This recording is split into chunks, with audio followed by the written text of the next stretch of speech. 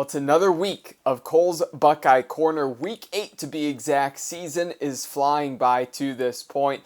A reminder that Cole's Buckeye Corner is sponsored by Hinckley Roofing. Shout out to them. Again, fantastic sponsors of the show.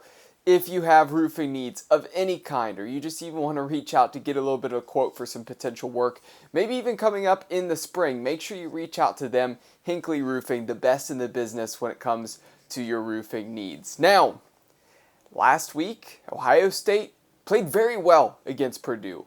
They went on the road to a place that they get upset a lot. It's one of the more common places, Purdue and Iowa, that I personally, as a Buckeye supporter, hate to see the team go on the road to, because there's always a threat of somehow, some way, Ohio State getting upset at one of those two places. It didn't happen against Purdue this past weekend. Dominant for the Buckeyes in the showing. 41-7 was that score. Team played well in general. I thought overall there were a lot of good things put together on tape. They got a good rhythm. Offensively, they were moving the ball well. It felt a lot more like a typical Ryan Day type of offense with that team. And aside from a few mistakes here and there, it was a game where the defense showed up. Purdue couldn't really put points on the board as I expected, but Ohio State scored slightly more than I expected of them. So overall, very thrilled with what I saw. Two guys I want to give a shout out to. Guys who are very talented. They're excellent players. They have all the ability in the world, but for some reason they haven't been able to get enough pressure in the backfield this season. That's JT Tuimoloau and Jack Sawyer. Talked about needing to get them involved. They each had 1.5 sacks, though, in this past game against Purdue. Maybe that's what helps spark those edge rushers, because they are going to be really crucial this upcoming weekend as we talk about the game against Penn State. Really probably the best game in all of college football coming up this week in that Big Ten clash. Now, the other thing that I thought was really interesting, Devin Brown's the guy I wanted to see starting at the beginning of the year. I think he's a higher ceiling. I think the running ability adds an added threat that McCord doesn't add. And I think he has a little bit of a stronger arm. Now, he need to be more consistent with some of those underneath throws, some of the intermediate routes. But he has a good arm throwing it down the field. You saw that at the end, his ball that he threw to Brandon Ennis. And I'm really happy to see Brandon Ennis start to get some reps as well, because he and Carnell Tate are two of the guys for the future, for years to come, going to be replacing Marvin Harrison Jr. and Emeka Egbuka in the future. So deep wide receiver room, getting them involved. But again, a good throw there from Devin Brown down the field as well. But I have to say, Devin Brown, even though he's the backup, it's smart that they're bringing him in the red zone because of that added rushing threat and his desire to get into the end zone and surge forward and run behind those blockers. It adds a new dimension that really helps out the Ohio State offense, and I liked it. It reminded me a lot of back when Florida beat Ohio State in the national championship. Remember that year, Chris Leak was the starter for Florida. Tim Tebow ended up being the better college player in the long run, actually the guy that went into the NFL and actually had some time in the NFL and performed well for some stretches, specifically that run that Tebow had with the Broncos briefly. But I think with that situation, it was just that Chris Leak had the experience. He didn't have quite the same ceiling, but Florida decided to go with him and roll with him, as Ohio State's done with Kyle McCord. But bringing in Devin Brown in the red zone is a lot like when Tim Tebow, still as the backup, would come in the red zone. He had the rushing threat, but as a quarterback, he could still throw the ball. And I think that added a dimension to that Florida team offensively, and then it added that dimension right now to Ohio State's team. So I think it's something you actually need to stick with throughout the rest of the year. As long as it continues to work and it's effective, why not utilize it? Sure, there was the one mistake there of Brown diving into the end zone. Helmet goes right on that football, and it pops out right before he crosses the plane. I would say that obviously aside from that one mistake, and there's not a ton that Brown can do aside from maybe try to stay on your feet, don't dive, but you can't fault a guy for making the effort there at the goal line. Regardless, I like what I saw out of that. I hope they stick to Brown in the red zone as we saw before. Dallin Hayden. a guy they were trying to redshirt this year because once Travion Henderson's gone, Chip Trainum, Mayan Williams, the plan is Dallin Hayden's the next guy up. And he might be the most talented player in that running back room. Henderson has the explosiveness. Henderson is incredible himself. Henderson has certainly had his injury issues, so he hasn't been reliable to be out there on the field every single game of each season. Dallin Hayden stepped up big last year. They were trying to redshirt him. Of course, still could play him another time or two, and he could still redshirt. But honestly, at this point, get him out there on the football field. I like what I saw out of him. To me, he's the clear running back too. Mayan Williams has been quiet this year. He's a bowling ball, but he doesn't have the explosiveness. He's really nice to have in short yardage situations. But Chip Trainum has surpassed him to this point because Chip Trainum, not only is he a versatile guy, of course, has played linebacker, played running back, both spots in high school, in college as well. He has a little bit more speed, a little bit more explosiveness. Still, a stout runner, physical runner, had the incredible run against Notre Dame, as we all know. Also a guy that you can line up as like a fullback as well. But Dallin Hayden, the vision he has, the threat that he is as a runner, as well as then you have Henderson when he's healthy. I think those are the two guys that you need to go with. I think they could be one of the dangerous 1-2 punches, really the most dangerous 1-2 punches in the Big Ten. We know about Blake Corum and Donovan Edwards. We know about, of course, the two running backs here for Penn State in Singleton and Katron Allen. I think Hayden and Henderson, if they're operating as a 1-2 punch, they could be one of the most explosive duos in the Big Ten, that's for sure. So get Dallin Hayden involved. Don't worry about the red shirt, in my opinion. But I want to touch on the opponents this coming weekend. Penn State, the Nittany Lions, and they're a reason that I'm going to make this show go a little bit longer because this is a great game. This is going to be electric. Wish this was a night game rather than a noon game. It kind of takes a little bit away from the thrill of this one in the shoe. But that being said, Penn State has looked great this year. And that's why I really want to touch in depth on them. They're hammering everyone.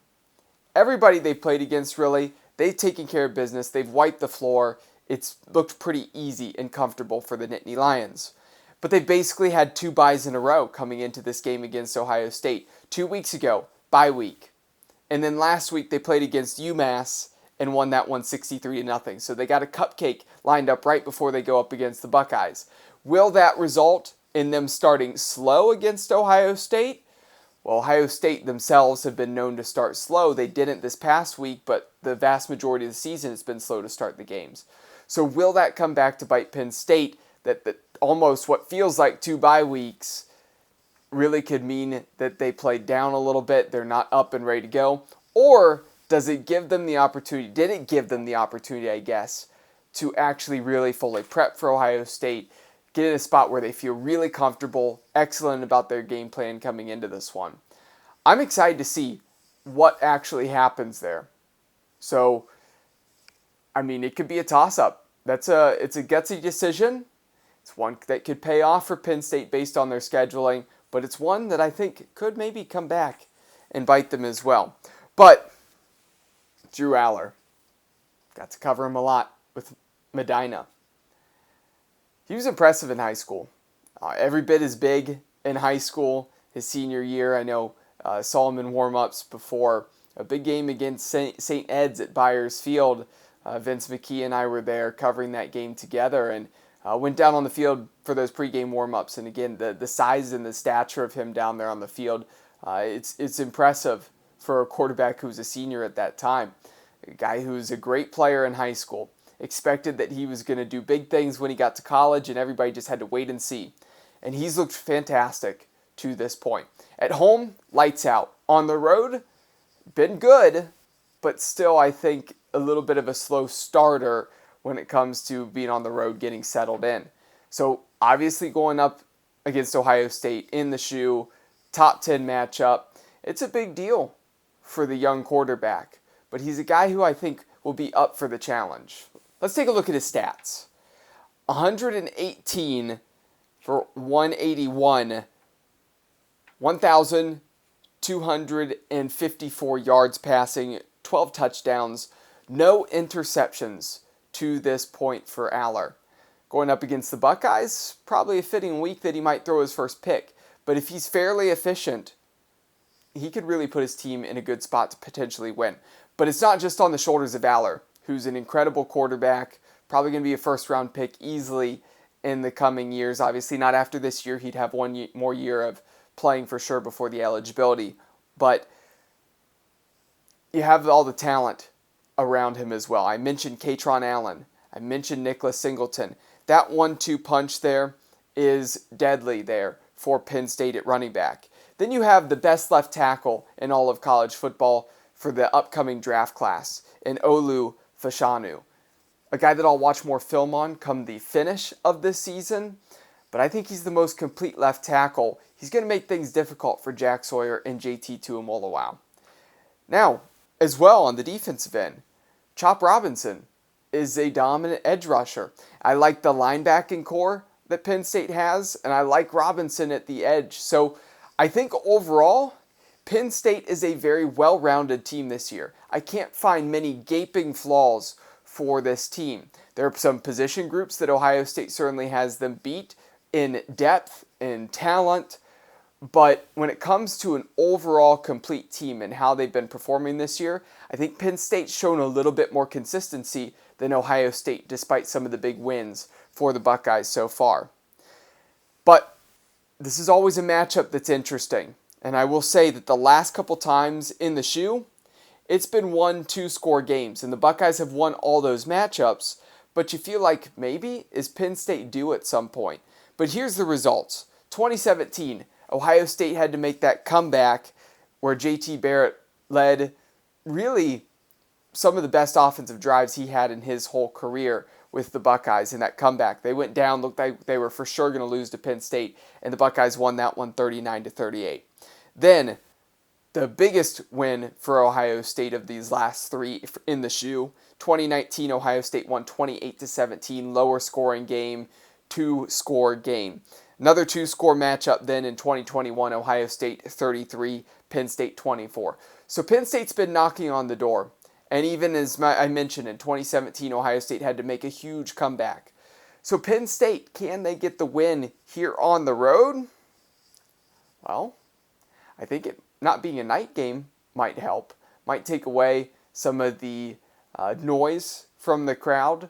Might take away a little bit of the environment, the atmosphere. Ohio State fans, they can certainly still show up and make it a raucous crowd. But I think it's a different type of crowd at noon than a night game. So can that help Penn State out a little bit? My gut feeling is this. And again, I am one that I pick with my head, not with my heart. And I thought this before coming into the year, and I think I really do still think this right now. If this turns into an offensive scoring duel, then that's exactly what Penn State would want. Because Aller is better than McCord. And I'm confident in saying that as much as McCord has taken some steps in the right direction, Aller is the better player. He's got the higher ceiling. But I think in general, he's better right now as well. I trust Aller to be more of a gamer than McCord.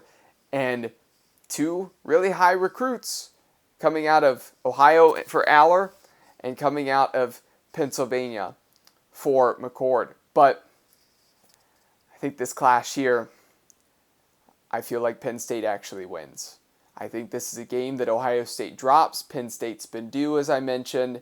And as much as Ohio State has every chance to win this game, and it could be very, very close, it just feels like to me that after Ohio State was so convincing last week, that, man, it feels like they should really go in and win this game if they play like they did last week. But I don't trust that they can do the same thing, especially against a very talented Penn State team. So I'm saying the Nittany Lions, they take this one on the road, 27-23. Good ball game. Actually not the highest scoring ball game, but it might even come down to a final game-winning drive. And I just feel like things might trend the direction of Penn State.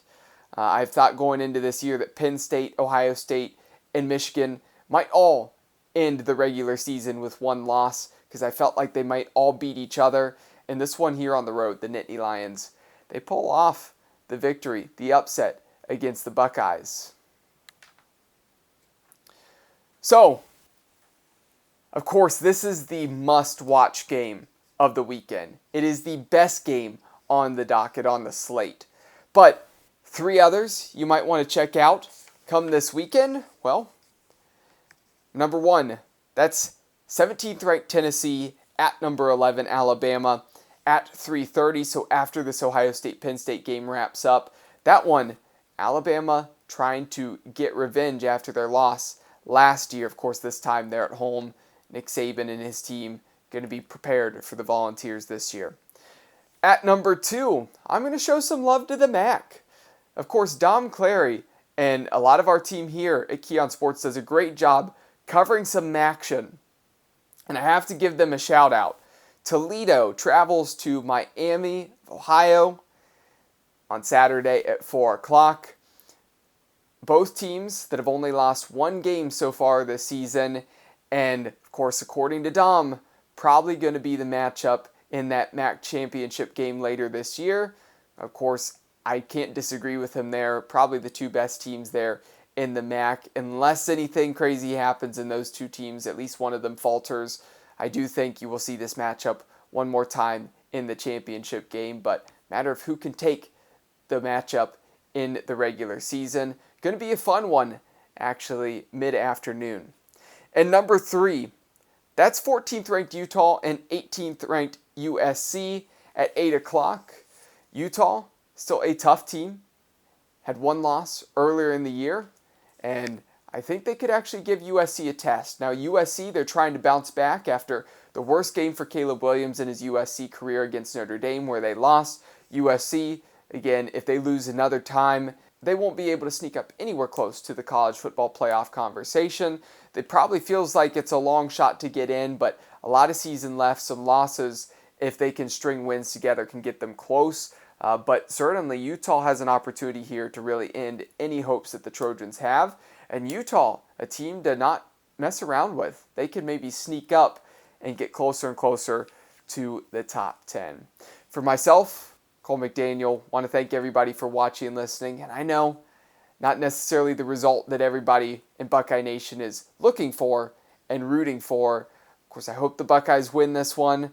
I do hope that it's a fun game. Expect that it's probably going to be a good one. I hope I'm wrong. But again, my gut feeling is that Ohio State has to do a little bit more to prove themselves this year. Could be a huge statement win if they get this one, but I just have a gut feeling, unfortunately, and I hope my gut is wrong. Everybody out there, if you love football and you want to check out Week 10 of the regular season, it's the final Keon Sports High School football game of the week upcoming on Friday. Wadsworth travels to North Royalton. Myself, Dom Clary, Brandon Soder are going to be on the call. Make sure that you're tuned into this one here later today. Going to be a fun matchup, a fun conclusion to the regular season before they really just focus on spreading out, everybody writing, again, trying to cover as many games as possible when we get to the postseason here the following week. Enjoy your evening and enjoy your weekend. Go Bucks.